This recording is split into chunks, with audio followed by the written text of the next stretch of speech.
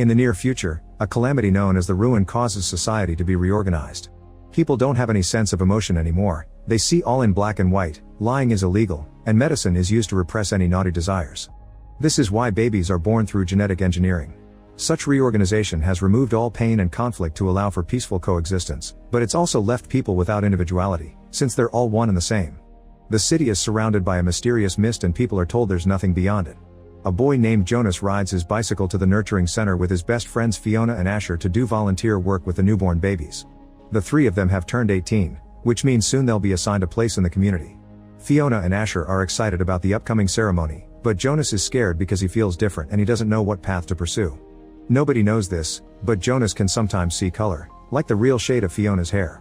At the nurturing center, Jonas's assigned father is working with a newborn who is still uncertain, meaning he hasn't been assigned to their family unit yet. The baby suddenly starts crying, so Fiona soothes him while Jonas's father says his name, which is Gabriel. Jonas is worried because knowing a newborn's name is illegal, but his father explains that hearing their name calms babies down. After a morning filled with volunteer work, the friends go to the park fountain and jump through the mini waterfall, which has become their little ritual. At that moment they make a promise: no matter what role they get assigned during the ceremony, they'll always be friends. The next day all the teenagers attend the ceremony, which is being hosted by the chief elder. First they say goodbye to the retired elders, who will be sent to a retirement home called elsewhere. Next, all newborns are assigned to their new families, and 9-year-olds are given a symbol of their responsibility. Eventually it's finally time for the teenagers to get their new roles in the community. Fiona becomes a nurturer, and Asher is chosen as a drone pilot. However, when it's Jonas' turn, the elders skip him and he has to watch how literally every other teen gets a job except for him. When only Jonas is left on the stage, the elders make a special announcement. Because of Jonas' capacity to see beyond, he's been chosen to be the next receiver of memory. This means he'll get all the information about humanity's history so he can protect the community and advise the elders to avoid making the same mistakes. Jonas was left for the end because the elders had to think extra hard about their choice. They even say they can't afford another failure. After the ceremony is over, Jonas asks his mother what the elders meant by that, but his mother quickly changes the subject. Then Jonas goes to his room and activates a chip that teaches him more about his new role. He'll have to report to the current receiver for training, and after every training session he must immediately return to his house. All the details of this training must be kept secret. This role gives Jonas the privilege of many legal exceptions. He can ask any question and lie without being seen as rude, and aside from the daily anti-desire injection he mustn't take any medication, especially those that stop pain. The following day, Jonas puts on his new uniform, which makes him look different from everyone. He rides his bike to the edge and enters a lonely house where he meets the current receiver of memory. Since he'll be passing the memories to Jonas to be the new receiver, the old man says he's now the giver. The man explains that Jonas' training will be receiving humanity's history and learning to guide the elders, then makes him sit across from him. Jonas notices a mark on the giver's wrist which matches the one he has. The giver makes him move until they're as close as possible and takes Jonas' hands, causing him to start having visions. He suddenly feels cold and is shocked to see snow, which he never saw before. There's a sled nearby so he tries taking a ride, only to stop when he spots a house with a happy family singing a Christmas song. Before he can learn more, Jonas appears back in the giver's room. Apparently this is all for the first day, but the giver promises that there's much more to the world than people think. In the evening, the mother says there's something a little different about Jonas. At that moment the father comes home with Gabriel because the baby needs help to catch up on his development.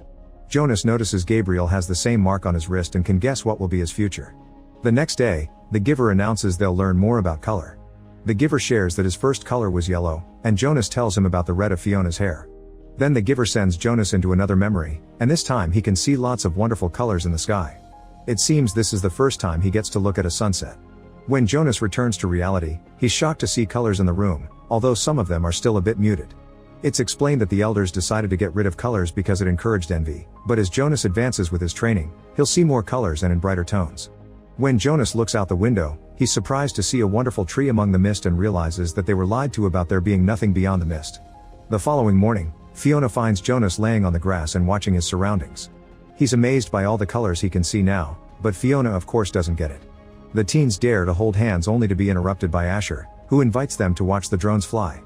The group moves to the best viewing point and Asher shares that in his new job, he's seen elsewhere. It turns out it's just a few farms with houses, but he also saw 2 huge rocks that formed a triangle. Next, Fiona and Asher ask Jonas about his job, but since he isn't allowed to answer he wants to show them a trick. Not taking him seriously, Asher goes back to his own training, but Fiona follows Jonas' instructions. They grab some trays and sit on them, then they push themselves down from the viewing point into the grass as if they were on sleighs. Both teens laugh as Jonas helps Fiona to her feet, but the community radio reminds them that it's rude to touch people outside their family unit. Meanwhile, the chief elder meets with the giver to discuss Jonas because he was caught almost sharing his training with his friends. However, the giver says that this is inevitable and that he used to do it too when he was young. Angry, the chief elder tells the giver to behave, reminding him of what happened to the last receiver. Sometime later during another training session, the giver hands Jonas a bunch of books for him to read. During the process, a map falls out and Jonas sees it shows their world with a border around it called the boundary of memories. Jonas realizes that if a receiver crosses the boundary, then all the memories of the world would be set free. Then the giver takes him to the basement and reveals he has a piano, which fascinates Jonas because he never heard music before. The giver starts playing as he explains that the morning injections remove people's ability to feel emotions. When the giver grabs Jonas' hand, he has another vision. There's an old-timey wedding going on full of food, music, and dancing. People are clearly happy and feel connected with each other. Once he reappears in the real world, Jonas realizes he feels lots of new emotions like he never felt before. The next morning, Jonas tries teaching his sister how to dance, however their parents catch them red-handed and are disturbed by the activity.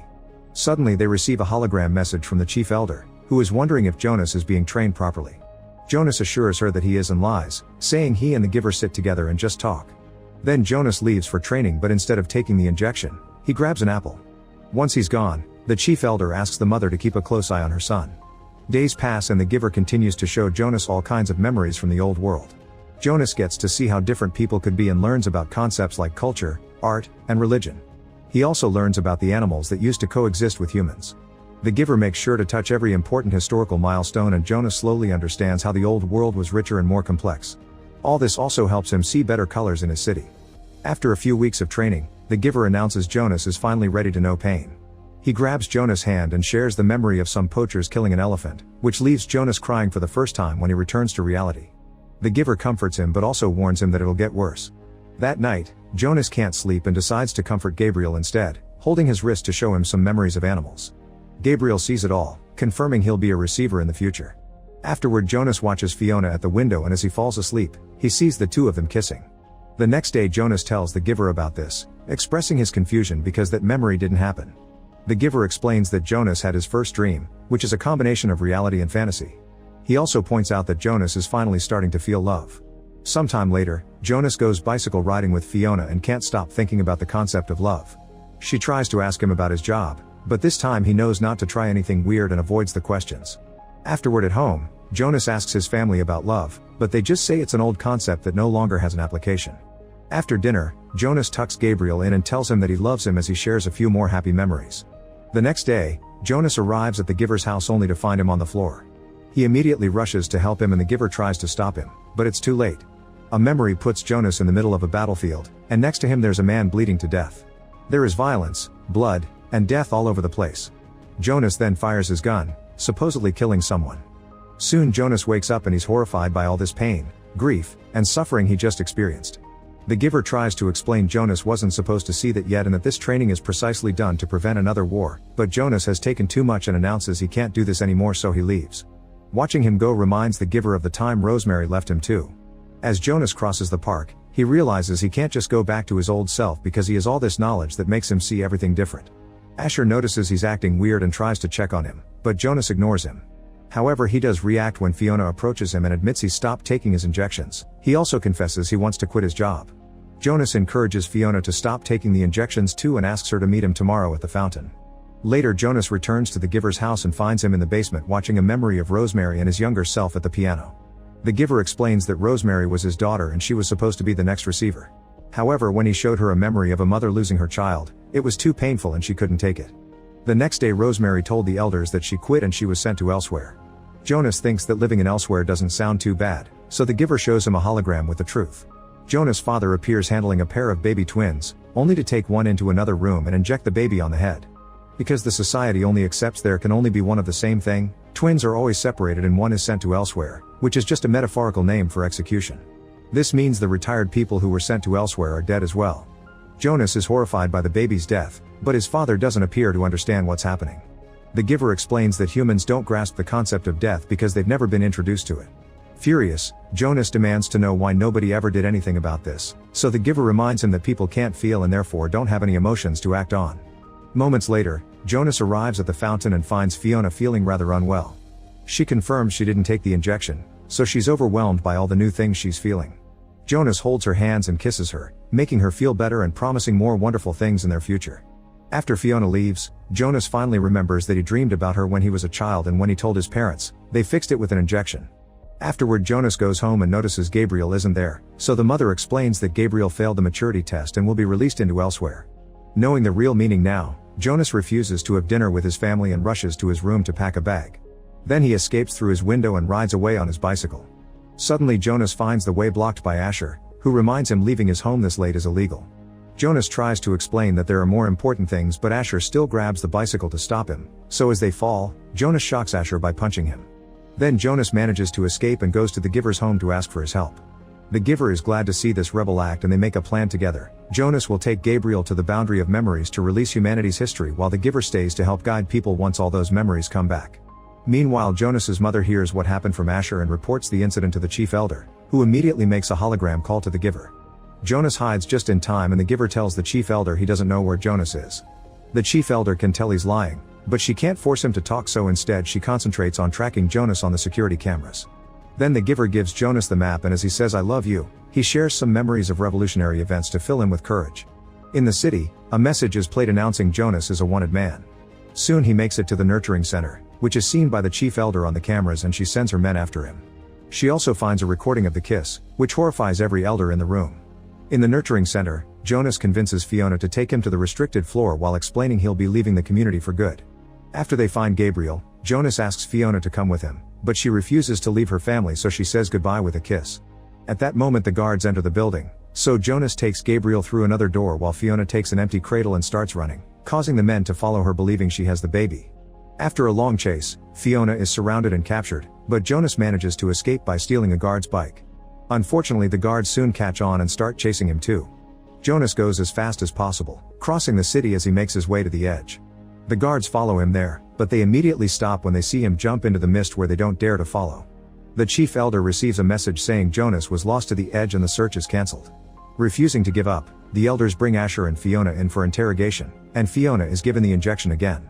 After the chief elder finds the video of Jonas telling Fiona the plan, she and the guards arrest the giver by knocking him out. When the giver wakes up, he finds himself in a prison with Fiona.